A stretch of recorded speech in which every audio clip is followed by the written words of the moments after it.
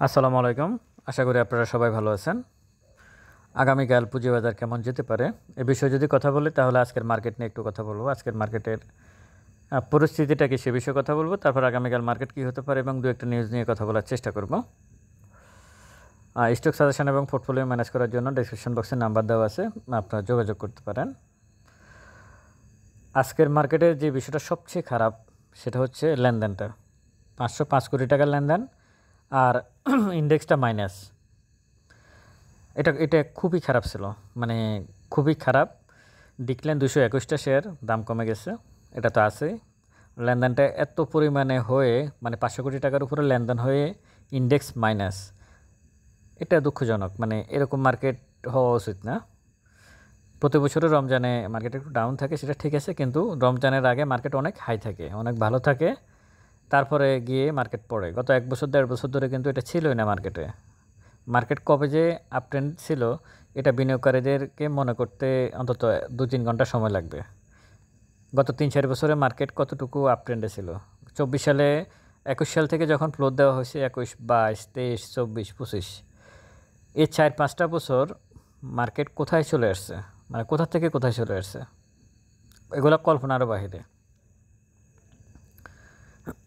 এখন সেই ধারাবাহিকতায় এখনও মার্কেটের একই অবস্থা। আজকের মার্কেটে যদি আমি পজিটিভ দিক বলি, সমস্ত কিছু নেগেটিভ মার্কেটের। আজকে কোনো কিছুই পজিটিভ না, শুধু ইন্ডেক্স মোবারে ইউসিবি ব্যাংক আছে 2.86 আর সাউথ ইস্ট ব্যাংক 1.56, এটুকুই, এর বাইরে আর কিছু না। কিন্তু ইউসিবি ব্যাংক থেকে, ইউনাইটেড কমার্শিয়াল ব্যাংক থেকে আরও ভালো ব্যাংকের শেয়ারও বসে আছে, দাম বাড়তেছে না, বরং দাম কমে গেছে। আর বিনিয়োগকারীদেরকে বলি, ব্যাংকের যে বিষয়টা, আপনারা এই যে বিষয়টা নিয়ে এত কিছু হচ্ছে যে মানে খেলাপি ঋণ বেশি থাকলে ডিভিডেন্ড দিতে পারবেন, এটা আগামী বছরের জন্য। আপনারা এই বছরে এগুলো নিয়ে মাথা ঘামানোর কোনো কিছু নেই। আর ব্যাংক যে পরিমাণ ডিভিডেন্ড দেয় সেটা সে দিবেই, এটা নিয়ে আসলে খুব বেশি চিন্তিত হওয়ার কিছু না। অলরেডি প্রাইম ব্যাংক ডিভিডেন্ড দিয়ে দিছে। গত বছর সে 17.5% দিছে ক্যাশ ডিভিডেন্ড, এবার 20% দিছে সে ডিভিডেন্ড। 17.5%-এ ক্যাশ দিছে গতবারের মতো, প্লাস আরও 2.5% স্টক দিছে প্রাইম ব্যাংক। তো এইভাবে অন্যান্য ব্যাংকও দিবে। সুতরাং এত অস্থির হওয়ার বা মানে দিবে না, মানে ডিভিডেন্ড দিবে না, এগুলো হচ্ছে এক একটা নিউজ দিয়ে।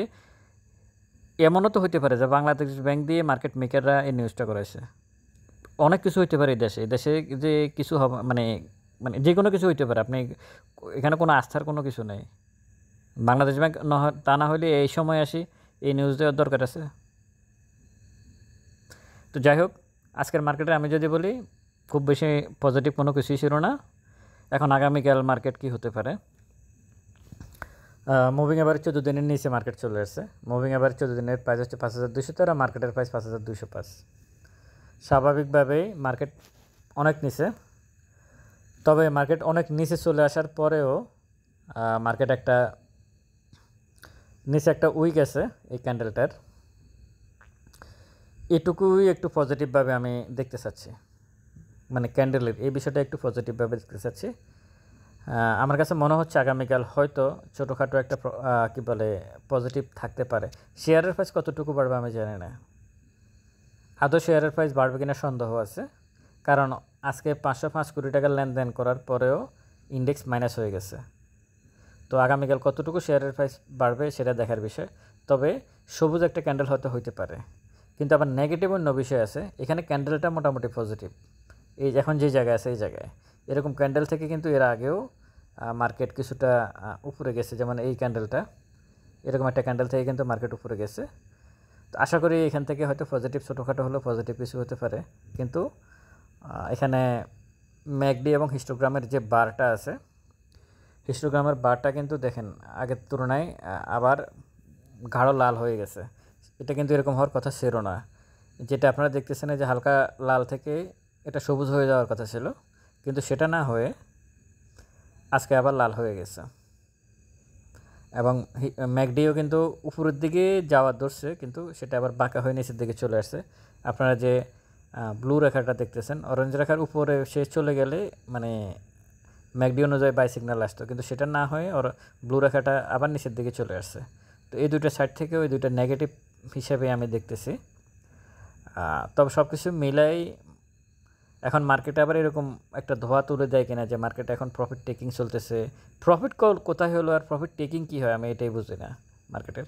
আবার অনেকে বলার চেষ্টা করবে, যারা এই ধরনের কথা বলবে এরাই হচ্ছে কারসাজিকারক। বলবে এখন ঈদের সময় আসছে অন্য ব্যবসার জন্য এখান থেকে টাকা নিয়ে যাচ্ছে, এরকম কিছু নিউজও আসে ঈদের আগে দিয়ে। তো আপনারা খুব বেশি মানে চিন্তিত বা মানে ইয়ে হওয়ার কিছু নাই। আমি বারবার আপনাদেরকে একটা কথা বলি, এই হঠাৎ করেই কেপিপিএল বেড়ে যায়, হঠাৎ করে এসপি সিরামিক বাড়তেছে, এখন আবার হঠাৎ করে দেখবেন অন্য কোনো মানে একটা দুইটা ইন্স্যুরেন্স টানতেছে। এখন আপনি কিভাবে বুঝবেন যে এই স্টকটাই অনেক দূর প্লে করবে? এটা তো সম্ভব না এটা বোঝাটা। এটা শুধু মার্কেট মেকার। আপনি হয়তো এখানে এন্ট্রি নেবেন, নিয়ে আপনি প্রফিটও করবেন, সব ঠিক আছে, কিন্তু দিন শেষে কি আপনি আপনার টাকাটা কি ফেরত মানে অনেক বেশি প্রফিট করে কি মার্কেট থেকে বেরোতে পারবেন? এটা সম্ভব না, আসলে সম্ভব না। আপনি কি মনে করেন যে শাইন ফোকাস সিরামিক্সে এস আলমে আপনি ঢুকে, আমি আজকে সকালে সম্ভবত বা কালকে সকালে, গতকালকে বা আজকে সকালে আমার মনে নাই এই মুহূর্তে, ওনার শাইন ফোকাস গতকালকে উনি শাইন ফোকাস সিরামিক সেল দিয়ে দিছে, তাও 50,000 টাকা লসে। হ্যাঁ, তো উনিও যখন ঢুকছিল তখন ওনার কাছে মনে হয়েছে শাইন ফোকাস সিরামিক্স এখান থেকে অনেক উপরে যাবে, কিন্তু সেটা কি গেছে? যায় নাই। এখন আপনার কাছেও মনে হচ্ছে যে এখানে ঢুকলে এখান থেকে অনেক প্রফিট করব, অনেক উপরে যাবে, যাইতে পারে, অস্বাভাবিক কিছু না। যদি একবার নিচে চলে আসে তখন কি করবেন? ওনার মতো অবস্থা। উনি কিন্তু শাইন ফোকাস সিরামিক্স নিয়ে অনেক বছর আটকে আছে। আপনি একটা বুল স্টকে যদি এন্ট্রি নেন আপনাকে 5 বছর আটকে থাকতে হতে পারে এখন তো মার্কেট অনেক নিচে। এই পরিস্থিতিতেও যদি আপনি একটা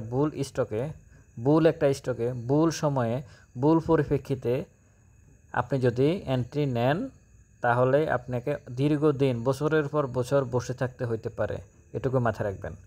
ডিভিডেন্ড বেস শেয়ারের কথা কেন বলি? ডিভিডেন্ড বেস শেয়ারের কথা বলি এই জন্যই, শেয়ারের দাম না বাড়লেও আপনি বসে থাকতেছেন।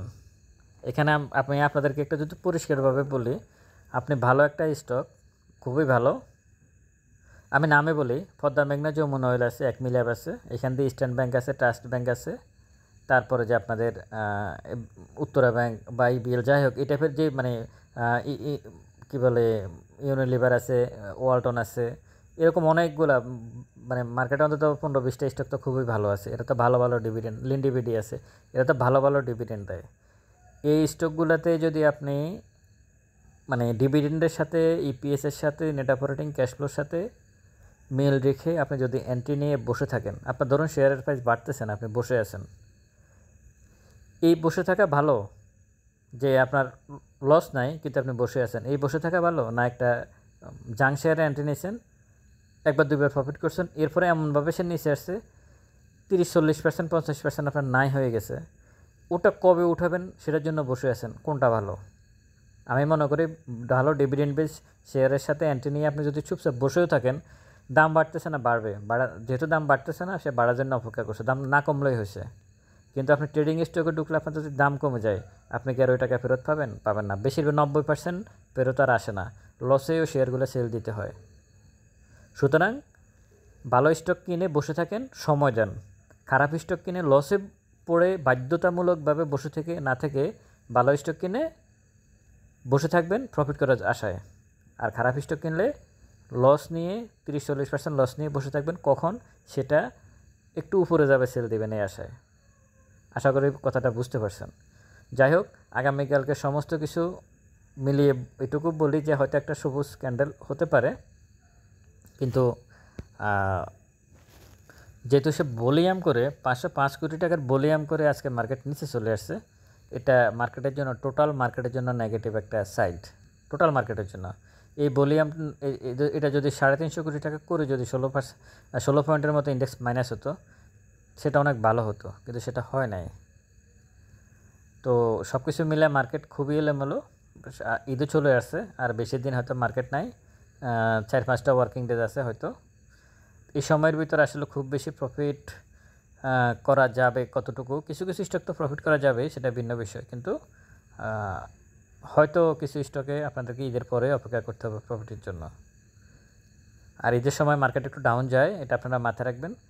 যারা অনেক বেশি মানে সমস্যাটা হচ্ছে গত 2 দিনে যে স্টকগুলোর প্রাইস কমছে, ভালো ভালো স্টকের প্রাইস কমছে। আর যেগুলো বাড়ছে খুব বাজে স্টকের প্রাইস বাড়ছে। আর এটাই হচ্ছে আমাদের বাংলাদেশ সিকিউরিটি এক্সচেঞ্জ কমিশনের সংস্কারের নমুনা। আমরা এটাই দেখতেছি এই মুহূর্তে।